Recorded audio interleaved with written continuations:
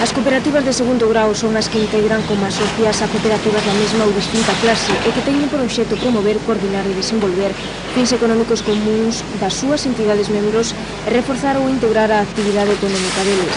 Tamén poden ser socios dunha cooperativa de segundo grao, persoas xurídicas ou privadas, sempre que non superen o 25% do total dos socios. Na comarca de Ferrolterra, 6 cooperativas de primeiro grao uníronse e crearon en 1973 COPAG. Foi unha cooperativa de segundo grado que en principio, todas as necesidades que teñan as cooperativas de base.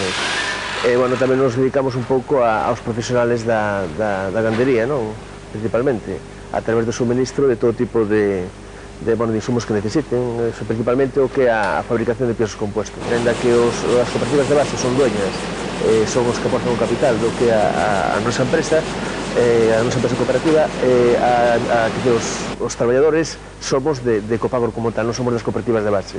Cada cooperativa de base ten os seus traballadores. Ningún dos socios das cooperativas base poderá posuir máis do 50% do capital social da cooperativa de segundo grao. A necesidade de canalizar as compras do material que precisaban as cooperativas foi o motivo polo que se fundou esta sociedade de segundo grao.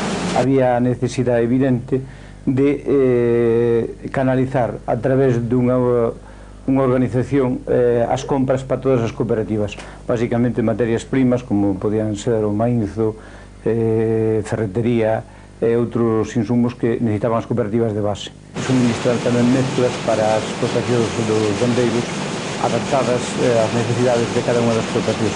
Dos ventaxas. O que pasa é que hai que creer. O principal problema que existe é cando non se cree no proxecto, non?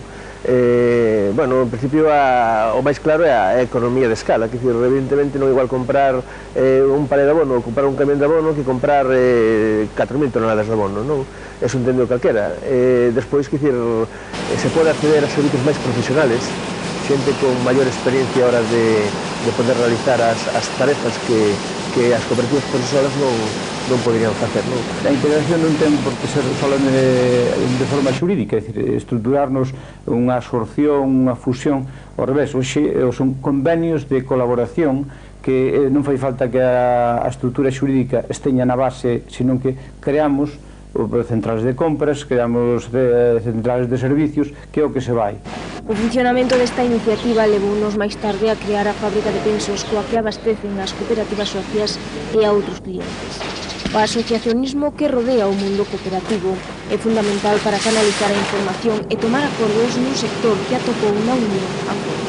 A integración das cooperativas permítenos participar todos nun foro de actuación que é de conocernos, polo menos, participar en charlas, en cursos, estamos moito máis en contacto. Iso, o futuro vai por aí. O Consello Rector desta cooperativa está formado na actualidade por 7 persoas, sen embargo, pretenden no futuro reducilo e lograr un consello máis executivo que o actual.